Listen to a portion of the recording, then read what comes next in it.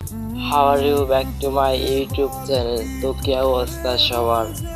আশা করি সকলেই ভালো আছো। তো আমি ভালো নেই, কারণ আমার ইউটিউব চ্যানেলটা ডিলিট করে ফেলছি। কারণ ওই চ্যানেলটার সেটিং ভালোভাবে ঠিক করতে পারিনি, ভালো কোয়ালিটি ভিডিও দিতে পারিনি। তার জন্য নতুন একটা ইউটিউব চ্যানেল খুলেছি। সবাই পাশে থাকবেন।